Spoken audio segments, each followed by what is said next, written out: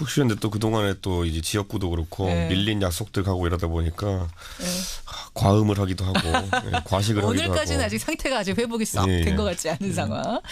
그나저나 문재인 정부의 닷새간의 일정은 허성무 소장님.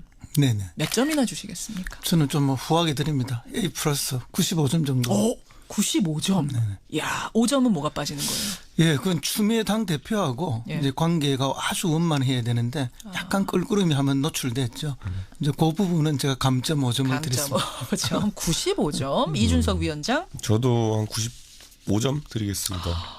이준석 위원장도 95점입니까? 예, 딱 100점 될 수 있었는데요. 예. 딱 하나 스크래치 날 만한 게 뭐냐면은 그 유승민 경제부총리 입각설. 아하. 예, 사실 그게 모 언론사에서 그냥 보도한 거지만은 아니땐 굴뚝이 연기 안 난다고 언론사도 무슨 뭐 그런 뭐 무모한 기사를 마음대로 지어 쓰진 않거든요. 단독하면서 이제 나왔거든요. 청와대 관계자 이름. 적어도 뭐 여당 관계자 또는 아니면은 청와대 내에서 누군가가 뭐 본인의 바람 같은 것을 흘렸다라고 볼 수 있을 텐데 그게 사실 그래도 이제 지금 정계 개편이 예상되는 전국 하에서는 미묘하게 받아들여질 수 있는 부진점이 있거든요. 아니 땐 굴뚝의 연기 나랴. 그러니까 뭔가 청와대 공식 차원은 아니어도 뭔가가 있었을 가능성이 혹시 있지 않겠는가. 그랬다면 정말 실망이다. 그랬다면은 이제 형식이 잘못되었다. 적어도 유승민 의원에게 먼저 의사를 타진하고 했었어야 되는 것이고 만약 그런 게 진짜 그러면 의도가 없었는데 그렇게 갔다고 하면은 좀 무심한 거죠. 그러니까 지금 왜냐하면 지금 야당이 정계 개편이나 이런 것들에 촉각을 곤두세우고 있는데 이게 자칫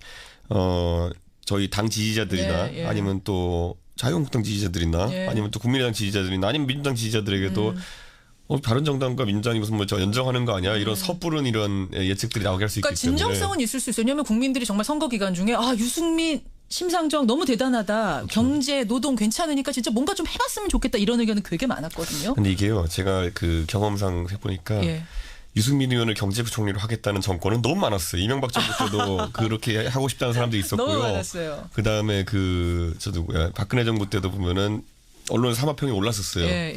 결국은 그런데 안 되더라고요. 안 돼요. 그 성격을 어떻게 대통령이 하겠습니까? 그 성격이 어떤데요? 할 말 다 하고 깐깐하게 이렇게 하는 성격을 감당하기 힘듭니다. 그래서 결국 안 됐었다. 아니 근데 그 후보의 개인적 성격도 성격이지만 결국은 어쨌든 대선 후보를 했던 사람 아닙니까? 그렇죠. 당이 작다 해도 그럼 이제 같이 경쟁을 한 반열에 있던 사람이기 때문에 쉽지 또 않죠. 그에 걸맞는 또 위상이 있어서 그런 것들에 대한 예우가 또 좀 필요하다. 그렇죠. 저희는 그냥 그걸 보고 그냥 뭐 좀 그런 거 좀 하지 말고 좀 조심스럽게 합시다라고 그냥 논평내고 말았지만은 정의당은 거의 난리가 났더라고요. 심상정 그 후보 이제 언급되니까 뭐 나경치 대표 같은 경우에는 강하게 이제 뭐 글을 올리기도 했고. 당이 더 이제 소규모일수록 흔들릴 수 있다 이 말씀이죠. 그렇죠. 사실 정의당 입장에서는 이렇게 뭐 그런 것에 동조해주면은 스리슬쩍 정체성을 잃어버릴 수 있는 부분이 있기 때문에. 사실은 이제 질문을요. SNS에서 워낙 많이 돌았기 때문에 이런 이게 얘기가 되는 겁니까 하고 제가 질문을 박영선 의원한테 드렸던 건데 그분도 이제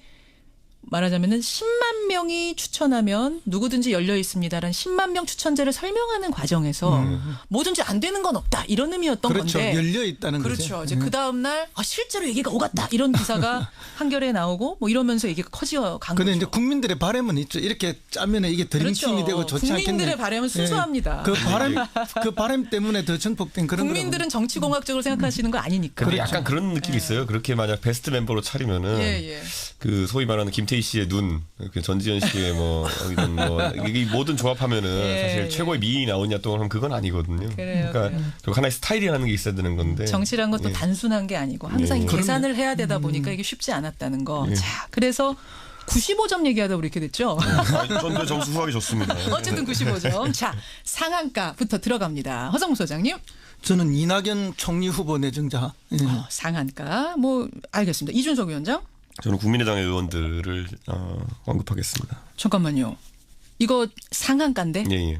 민주당 아니고 국민의당 맞습니까? 뭐 당은 좀 약간 난감한 상황이 되어도 의원 개개인들의 몸값은 높아지는 상황입니다. 잠깐 기다리세요. 허성무 소장이 골라오신 이낙연 후보자는 뭐 이해가 되네요. 예, 그렇습니다. 이번 주에 또 화제가 될 수밖에 없는 게 뭐 많은 화제가 쏟아지고 있지만은 이제 청문회를 앞두고 있기 때문에 여러 가지 검증을 위한 이야기들이 나올 수밖에 없고 그러다 보면 자연히 이제 최고의 화제가 되는데 어쨌든 문재인 대통령이 선거 과정에서 반드시 비영남 인사 그리고 구체적으로 호남 인사를 이야기했는데 그렇게 이제 낙점이 되신 분인데 이분이 사선 국회의원을 이미 하셨고 또 전남지사를 하고 있기 때문에 정치와 행정 경험이 풍부합니다. 그런데 그 전에 뭘 하시는가 하면 언론사 기자를 했어요. 맞아요. 그 기자 하실 때 동아일보인가요? 예. 꽁꽁 깐깐 뭐 젠틀하지만 그런 특징이 있었죠. 근데 정치하시면서 많이 부드러워지고 스킨십이 아주 커지면서 이렇게 골고루 이렇게 겸비된 분이에요. 여야를 다 그렇죠. 막론하고. 그리고 이제 뭐 이번에 그 아들 군 병력 문제에서 보셨지만 뭐 군에 갈 수 없는 사정이 됐는데 거꾸로 군에 보내겠다고 백무청에 탄원서를 보내는 이런 것들이 철저하게 준비되어 있는 또 자기 관리가 철저한 그런 사람이다. 그런데 이제 더 중요한 것은 이 주량이 막걸리 5통 내지 6통이라는 거예요. 보통 한 자리에서? 보통 사람은 2-3병 먹고 나면 꽉 취하거든요. 그러니까 그것도 잘 먹는 사람이죠. 그렇죠. 그러니까 보통 사람 잘 먹는 사람의 2배 이상의 주량을 갖고 계시니까 이걸 통해서 굉장한 스킨십을 그 지사 때 하고 계셨다는데 이제 물론 술이 뭐 자랑은 아니지만 그게 이제 스킨십을 하기 있는 매개로 쓰시는 건데 그런 소통과 스킨십이 있다면은 총리로서 책임 총리 지금 갈 거 아닙니까? 여야를 넘어서 또 공직 사회 전체를 잘 아우를 수 있지 않을까? 아니 어제 제가 이제 안민석 의원님만 듣기로는 굉장한 술적으로는 캐릭터가 있으시다고 하는 게 무슨 캐릭터? 되게 이제 잘 취하신다. 이건 뭐냐면은 흥을 잘 이렇게 돋구신다. 하지만 절대 주사는 없다. 그건 또 철저한 자기 관리. 굉장한 장점이 이 두 가지가 결합된 정치인으로서. 최고의 극강의 그 친교 캐릭터라고 합니다. 극강의 친교 캐릭터 이낙연 내정자. 그러면 이준석 위원장도 이 인사 괜찮게 보세요. 왜냐하면 제가 왜 질문 드리냐면 바른정당에서 한 가지를 지적했어요. 뭐냐면 현직 전남지사 아니냐. 그러면 전남은 어떻게 되는 거냐. 부득이하게 공석이 될 텐데 1년 동안 홍준표 지사 케이스랑 비교하면 어떻게 되는 거냐 이거 지적했잖아요. 당 차원에서. 그런데 지금 시점에서 이제 새 정부 출범할 때 어떤 인사들을 최고 인재풀로 구성하는 과정 속에서 뭐 어차피 보궐선거가 생기는 것도 아니고 이러다 보니까 그 정도는 뭐 이해할 수 있다는 생각이 들고 바른정당이 그 정도 지적했다는 거는 사실 큰 다른 문제가 없다는 것을 의미하는 것이기 때문에 저는 뭐 사실 저희가 뭐 물고 들어져 가지고 뭐 임종석 실장이나 사상 검증하고 이런 것까지 가지 않거든요. 바른정당은 되게 그렇게 돼 있고 저는 약간 이제 그 이낙연 총리 후보자 보면서 무서웠던 게 긍정적 의미에서 무서웠던 게 그 탄원서 있잖아요. 탄원서. 우리 아들 보내주십시오 군대. 그게 이낙연 그 당시 의원이죠. 그 얼마나 법대 나오셔가지고 다 아시잖아요. 이게 탄원서 넣는다고 들어갈 수 있는 건 아니라는 거를. 근데 그때부터 이제 그런 어떤 본인의 공직 활동이 있어가지고 나중에 혹시 문제 생길 거에 대해 대비했다는 게 저는 그렇게 깔끔하게 준비해 오시는 분은 못 본 거예요. 그러니까 보통 뭐 아예 뭐 어차피 그냥 뭐 병역 판정 받은 건데 문제 없잖아 하고 나중에 가서 해명하지 이렇게 가는데 나중에 내가 총리가 되든 대통령 도전하든 이거 문제가 되겠구나라는 생각을 했을 수도 있다. 심지어 그 탄원서도 굉장히 글을 심혈을 기울여 쓴 느낌이 들더라고요. 그래가지고 이분 철저한 분이구나. 탄원서는 원래 그렇게 씁니다. 그렇게 쓰는 거고 저도 옛날에 남의 탄원서를 굉장히 많이 써준 적이 있습니다. 탄원서 전문이시군요. 30년 전에 어디 있을 때. 그래요.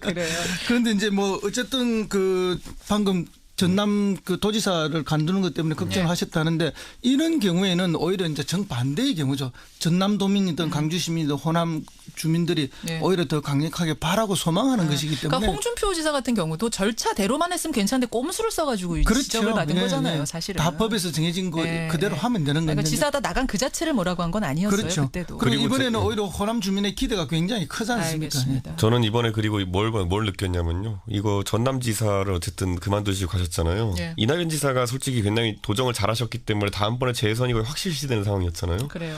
그런데 여기서 이제 이낙연 지사가 빠져줬다는 거는 사실 호남 쪽 이제 현역 의원이나 전현직 의원들에게 던지는 메시지도 큽니다. 내년 지방선거를 앞두고 거기 이제 경쟁을 뛸 수 있는 인사들이 많아졌다는 걸 의미하기 때문에 정치적으로 보면은 약간 일타양피라고 할 수 있는 그런 좋은 수였다. 그래서 아마 이거는 국민의당에 대한 어떤 국민의당 호남계 의원들에 대한 배려 차원일 수도 있다. 의미도 좀 있을 것이다. 국민의당에 왜냐하면 지금 호남 다선 의원들이 좀 있잖아요. 그렇죠. 그분들 같은 경우에는 충분히 이제 민주당으로 와서 지사 레이스에 한번 뛰어볼 만한 가능성도 생긴다. 그런 걸 던지는 더 재미난 게요.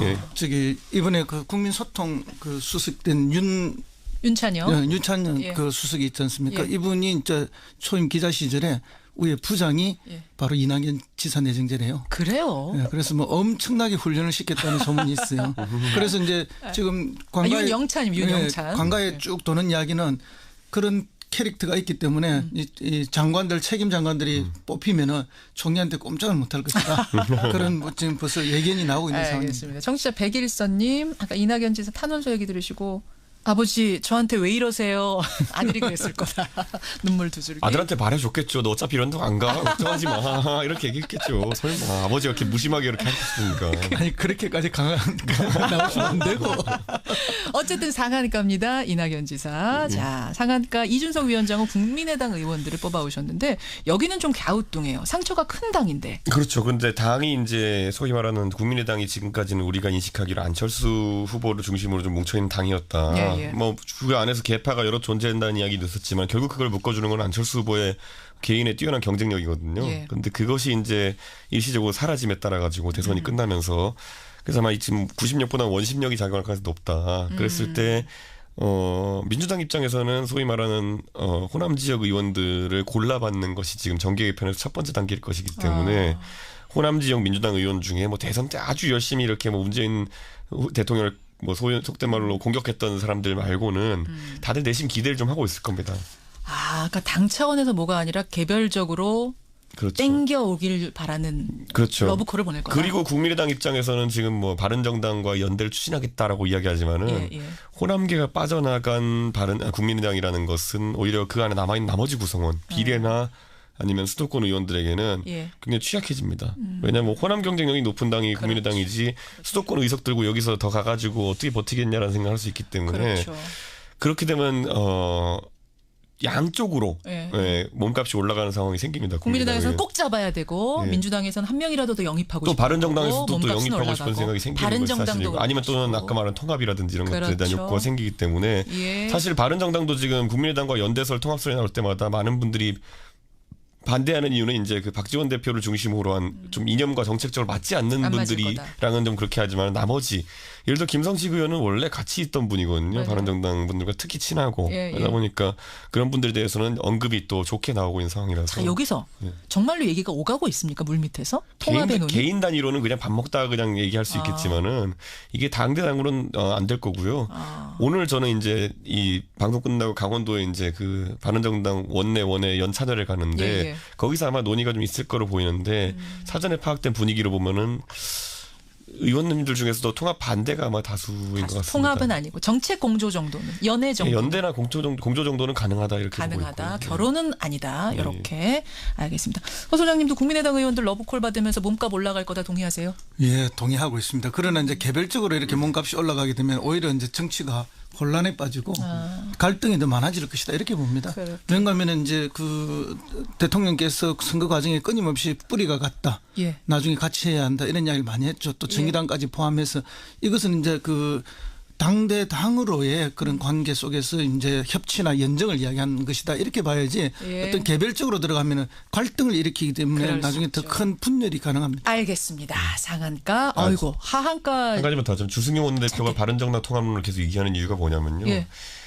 사실 바른정당 들어라 이런 얘기는 아닌 게 평소에 그렇게 바른정당에 대해서 뭐 이렇게 호의를 표시한 적이 없으세요. 뭐 나쁜 마음 표시한 적도 없지만. 맞아요. 그렇기 때문에 이거는 오히려 놀랐어요. 민주당 잘 봐라 이런 것도 의미가 약간 있습니다. 민주당에게 보내는. 왜냐하면 민주당 입장에서는 과반을 달성하기 위해서 국민의당과의 최소 연대가 되게 중요한데 필요하죠.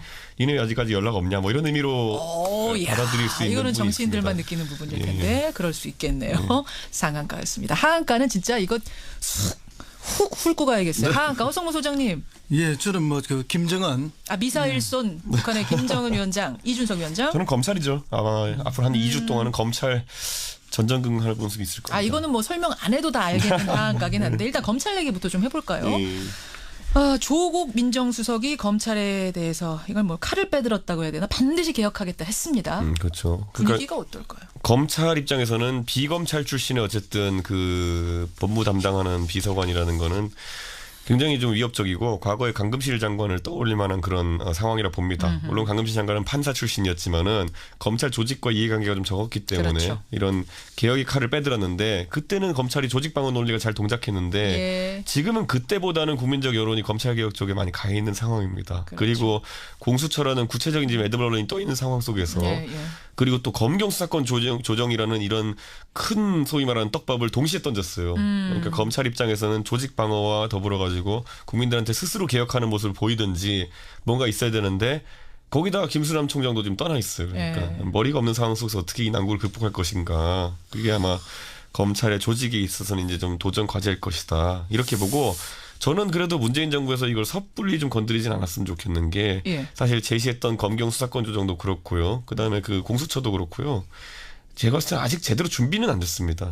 준비는 안 됐고 예를 들어 경찰에 수사권을 넘긴다 하더라도 경찰이 그걸 받을 준비가 되어 있느냐. 경찰도 아직 그렇지 않다고 얘기하는 문제다. 분들이 있고요. 그리고 공수처 같은 경우에도 보면은 공수처는 이름뿐이지 그걸 어떤 식으로 할 것이냐. 싱가포르의 부패 방지국처럼 할 것이냐 아니면은 뭐 다른 나라에 있는 고비처 같이 할 것이냐라는 것을 국민들과 설득하는 과정 속에서 분명히 또 잡음이 많이 나올 겁니다. 좋은 말씀입니다. 허 소장님. 그럼에도 불구하고 이제 그런 걸 걱정해서 못하게 되면 아무것도 할 수 없다는 걸 말씀을 드리고요. 그래서 뭐 그런 너무 디테일에 너무 지금은 얽매일 필요는 없다. 근데 이제 핵심적인 건 결국 민심입니다. 국민 여론이 지금 해야 된다는 것이기 때문에 할 수 있다. 그래서 조국 수석이 이렇게 이야기를 했죠. 1년 내에 다음 지방선거 하기 전에 해야 된다. 그러니까요. 이 말은 이미 이제 로드맵이 짜여져 있다는 이야기입니다. 그래서 하는데 이제 최악의 경우 검찰의 저항이 있을 수 있는데 그것은 방금 이제 이준석 의원도 이야기했지만은 과거 그때처럼 그런 조직적인 저항을 할 수 없는 상황이 있다. 민심이 있고 또 검찰 내부가 그렇고 그렇기 때문에 충분히 가능하리라 보고요. 특별히 저항했을 때 마지막 히든 카드가 또 있습니다. 뭡니까? 헌법 개정할 때 이거를 어떻게 하는가 하면은 지방검찰청장을 직선제로 가는 것을 카드를 던질 수가 있어요. 그러다 보면 검찰 전체가 패닉에 빠지게 되어 있습니다. 이런 다양한 카드가 있기 때문에 이번에 성공할 거다? 성공하고도 남을 거다. 하고도 남을 거다라고까지 단언하셨습니다. 지켜보겠습니다. 허성모 소장의 하한가는 김정은. 미사일을 그게 지금 사실은 분위기가 좋아질 줄 알았는데 미사일부터 빵 쏘고 시작을 했어요. 그래요. 뭐 여러 가지 추측이 있는데 저는 뭐 벼랑끝 전술 중에 하나라고 봅니다. 보는데 어쨌든 지금 국제적으로 보면은 중국이 1대1로 지금 포럼을 막 시작하기 4시간 전에 쏴버렸고 미국하고 북한이 노르웨이에서 막 그 양자회담을 하고 나오면서 쏴버렸고 또 미국의 아시아 담당하고 한국 담당 그 담당들이 백악관의 담당들이 지금 한국에 와서 방미 협상을 하려고 하는 거 아닙니까? 이때 쏜 거 아닙니까? 그죠? 그리고 문재인 정부 출범으로 보면 4일 만에 쐈어요. 그러니까 이게 뭐냐? 그러니까 이제 어쨌든 긴박하게 돌아가는 국제 정세 속에서 나름대로의 이제 주도권을 놓지 않겠다 하는 우위를 갖겠다 하는 그런 뭐 전략이고 또 신정부에 대해서 한번 간보기도 되고 이런 여러 가지 다목적 포석이긴 하지만 결국은 극단적인 선택을 통해서 계속 할 수밖에 없는 게 아닌가 이런 게 있고 그다음에 느낌의 하나는 이게 이제 또 궁극적으로는 통미봉남의 전통적인 그런 전략을 유지하기 위한 것이 아닌가. 우리는 미국하고 얘기하겠다. 대한민국은 중요하다 우리한테. 우리는 뭐 봐라 이번에 올라간 게 2100km는 올라갔고 이걸 각도를 한 45도로 쓰면 4000km도 갈 수 있는 거다. 우리는 이미 느그가 대상이 아니라 미국이 우리하고의 파트너다. 느그가 대통령이 바뀌든 안 바뀌든 뭐 그런 미국하고 얘기하는 메시지를 던졌는데 이것은 진짜 한반도의 평화라든지 남북관계 발전에 오히려 마이너스가 되는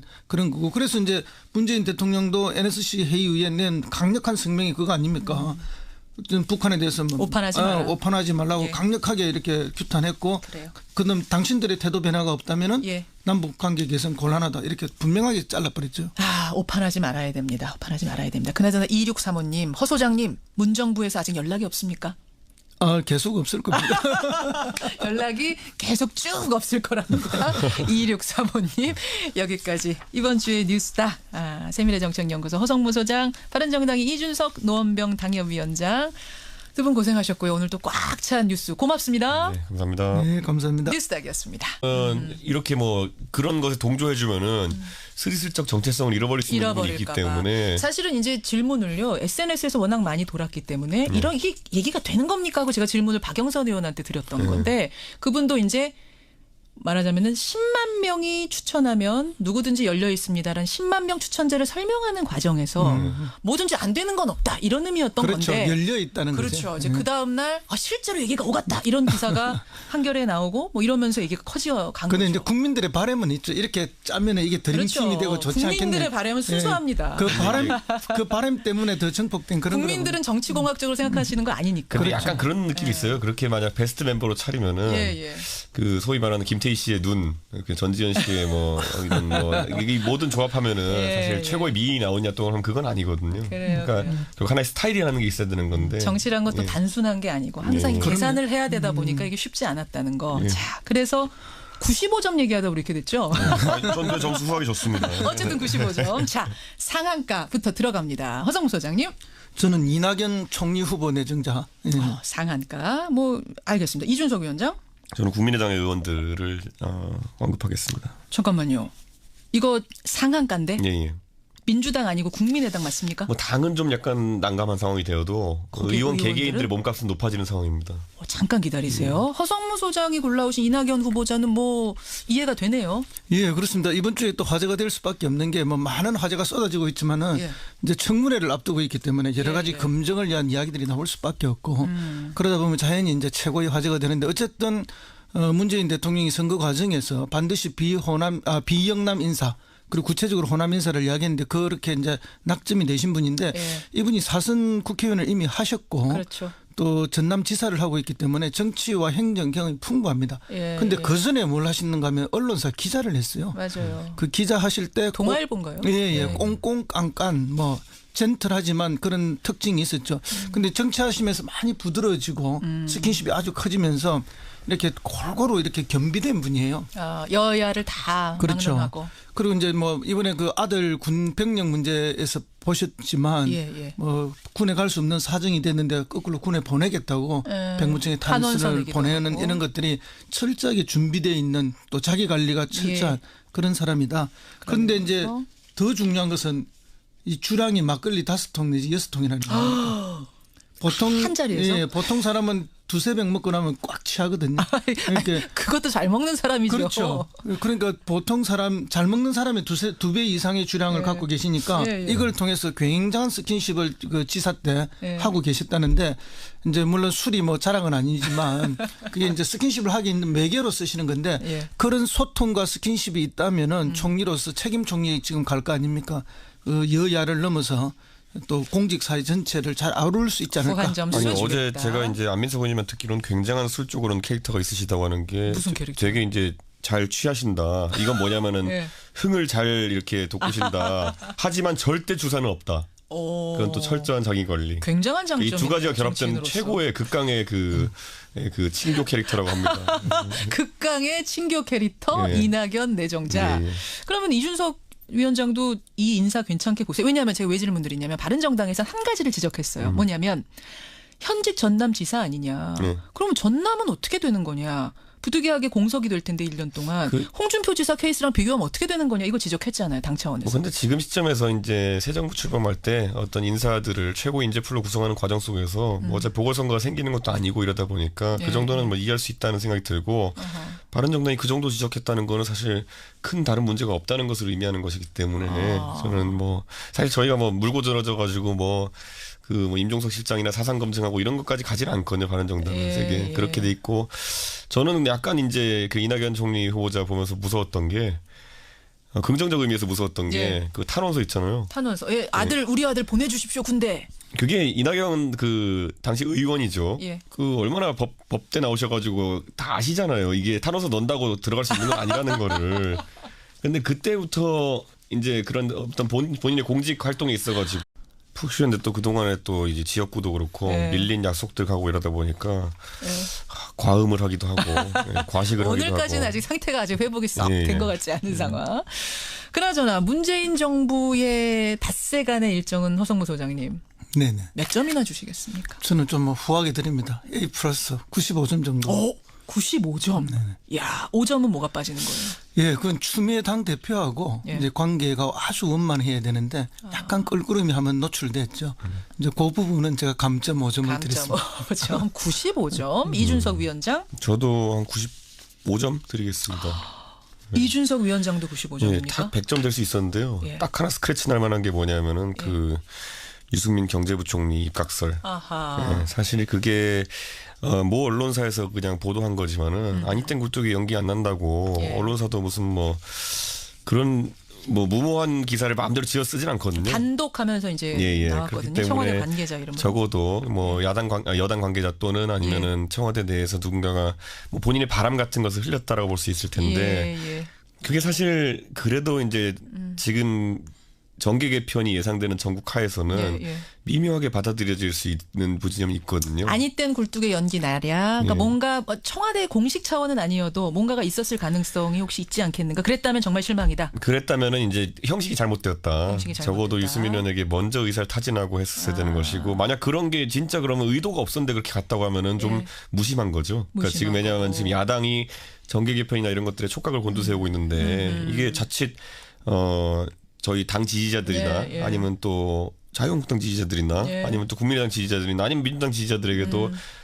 바른정당과 민주당이 무슨 뭐 저 연정하는 거 아니야? 이런 섣부른 이런 예측들이 나오게 할 수 있기 때문에. 진정성은 있을 수 있어요. 왜냐하면 국민들이 정말 선거 기간 중에 유승민 심상정 너무 대단하다. 그렇죠. 경제, 노동 괜찮으니까 진짜 뭔가 좀 해봤으면 좋겠다. 이런 의견은 되게 많았거든요. 근데 이게요. 제가 그 경험상 해보니까 유승민 의원을 경제부총리로 하겠다는 정권은 너무 많았어요. 이명박 정부 때도 그렇게 하고 싶다는 사람도 있었고요. 너무 많았어요. 그다음에 저 누구야? 박근혜 정부 때도 보면은 언론 삼합평이 올랐었어요. 결국은 그런데 안 되더라고요. 안 돼요. 그 성격을 어떻게 대통령이 하겠습니까? 그 성격이 어떤데요? 할 말 다 하고 깐깐하게 이렇게 하는 성격을 감당하기 힘듭니다. 그래서 결국 안 됐었다. 아니 근데 그 후보의 개인적 성격도 성격이지만 결국은 어쨌든 대선 후보를 했던 사람 아닙니까? 그렇죠. 당이 작다 해도 그럼 이제 같이 경쟁을 한 반열에 있던 사람이기 때문에 쉽지 또 않죠. 그에 걸맞는 그 또 위상이 있어서 그런 것들에 대한 예우가 또 좀 필요하다. 그렇죠. 저희는 그냥 그걸 보고 그냥 뭐 좀 그런 거 좀 하지 말고 좀 조심스럽게 합시다라고 그냥 논평내고 말았지만은. 정의당은 거의 난리가 났더라고요. 심상정 그 후보 이제 언급되니까 뭐 나경치 대표 같은 경우에는 강하게 이제 뭐 글을 올리기도 했고. 당이 더 이제 소규모일수록 흔들릴 수 있다 이 말씀이죠. 그렇죠. 사실 정의당 입장에서는